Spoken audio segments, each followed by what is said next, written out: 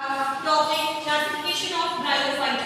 Classification of bryophyta, इसमें आप bryophytes के बारे में, उसको क्लासिफाइड के वे भी आप जानेंगे। जिसमें ब्रायोफाइटा को आप जानते हैं कि these are the amphibians of the plant kingdom.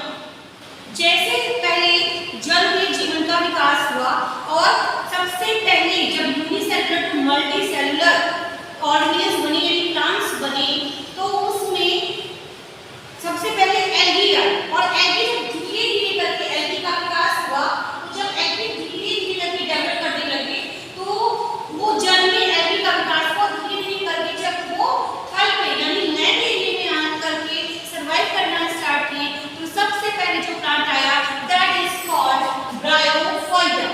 Okay, bryophyta.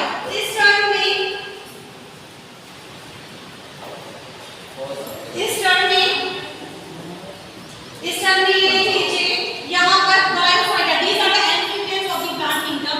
जैसे फ्रॉग, एनिमल्स में फ्रॉग होते हैं एम्फीबियन जो पानी में और लैंड एरिया दोनों ही जगह पे रह लेते हैं। ऐसे ही ब्रायोफिक प्लांट्स होते हैं जो लैंड एरिया में भी सर्वाइव करते हैं और वाटर में भी सर्वाइव करते हैं। मींस इनमें वो दोनों ही क्वालिटीज होती हैं जिनके कारण ये लैंड पर भी फुली सर्वाइव कर सकते हैं और ये वाटर में भी फुली सर्वाइव कर सकते हैं। So this reason these are called amphibians of the plant kingdom. Now the classification. Firstly Brown. Brown ये साइंटिस्ट थे बेटा और इसमें 1864 में इन्होंने ये टर्म दिया ब्रायोफाइटा। ब्रायोफाइटा में इन्होंने एल्गी, फंजाई, लाइकेन, मॉर्टेस इन सबको रखा, लेकिन बाद में ये आया कि मॉर्सिस का जो कैरेक्टर है वो इनसे अलग है, इसलिए इसको एक अलग डिवीजन में डाला जिसको कहा गया यहाँ पर ब्रायोफाइटा। और इन तीनों को एल्गी, फंजाई और लाइकेन, इन तीनों को हेलोफाइटा में स्टडी की गई। ओके, नेक्स्ट यहाँ पर ये आप देख लीजिए, ब्रायोफाइटा को फर्स्ट दो क्लासेस में डिवाइड किया गया, हिपेटिसी एंड मसाई। ये जो टर्म था ये दिया था इशलर, ये इशलर ने किया।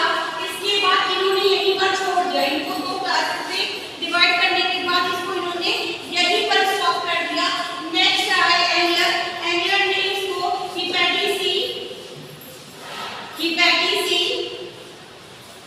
और मसाई इन दोनों में यहाँ पर इसको डिवाइड किया।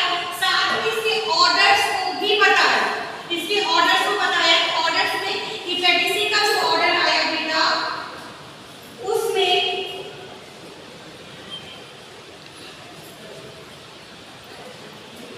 इसमें फर्स्ट ऑर्डर आपका आता है मार्टेंसियस, दूसरा आता है जेंगरमैनियस and third one that is called एंथ्रोसीरोटिल्स। तो मार्टेंसियस में यहाँ मार्टेंसिया आएगा इसके अंदर और एंथ्रोसीरोटिल्स यहाँ पर एक और साइंटिस्ट आए जिनका नाम था हाउ। इन्होंने क्या कहा, इन्होंने कहा कि एंथ्रोसीरोटिल्स का जो कैरेक्टर है वो इससे बिलोंग नहीं कर रहा है, इन दोनों के साथ वो मैच नहीं कर रहा है। इसको इसी की तरह जैसे हिपेटिसी है, मसाई है, ऐसे इसको भी एक नया क्लास होना चाहिए जिसका नाम होना चाहिए एंथ्रोसीरोटी होना चाहिए। और इस एंथ्रोसीरोटी जो इन्होंने हाउ ने बताया, इनकी बात से इत्तेफाक रख रहे थे साइंटिस्ट तखतजन, स्मिथ एंड कैम्पबेल। तखतजन ने कहा कि हाँ इसको एंथ्रोसीरोटी, मतलब ये नाम देने के लिए तखतजन ने कहा था कि इसका नाम एंथ्रोसीरोटी होना चाहिए। ओके, इतना आपको समझ में आ गया। अब इसमें मसाई है, जो नेक्स्ट क्लास है मसाई में ये तीन ऑर्डर्स डाले गए, स्फैग्नियस, एंथ्रियस एंड ब्रायोइड्स। स्फैग्नियस में स्फैग्नम आता है बेटा, ठीक, एंथ्रियस में एंथ्रिया आया और ब्रायोइड्स ऑफ जाता। यहाँ पर इसके बाद international code of botanical nomenclature. Okay, इसके अकॉर्डिंग अब ब्रायोफाइटा का क्लासिफिकेशन किया गया, जिसमें वहां पर कहा गया था हिपेटिसी और मसाई। यहाँ पर इसका नाम चेंज किया गया, हिपेटिसी की जगह यहाँ पर ये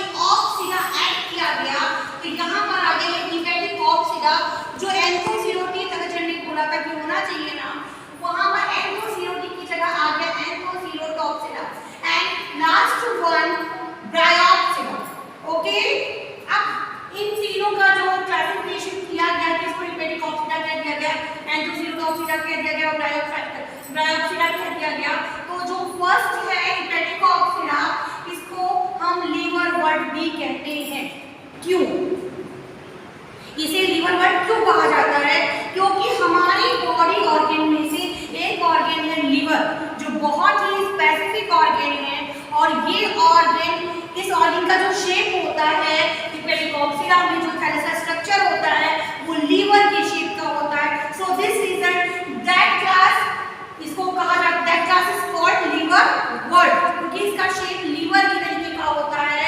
दूसरा आ गया, और इसमें फर्स्ट ये भी जान लीजिए इसका जो डिवीजन, इसको जो ऑर्डर्स में डिवाइड किया गया है, फर्स्ट है मार्केरिस, जिंगलमैनिस, कैलाब्राइस एंड स्पिरोकार्पेस। नेक्स्ट आता है यहाँ पर बेटा एंथोसीरोटॉप्सिडा। एंथोसीरोटॉप्सिडा को हम हॉर्न वर्ड कहते हैं। हॉर्न वर्ड क्यों कहा जाता है? हॉर्न का मतलब सींग, इस तरीके से कोई सींग निकली हुई। तो यहाँ पर जो ये थैलस है, थैलस ऐसे प्रोस्टेट में है, और यहाँ से जो स्पोरोफाइट का फॉर्मेशन हो रहा है वो बिल्कुल एक सींग की तरीके से यहाँ से निकल रहा है। So this reason that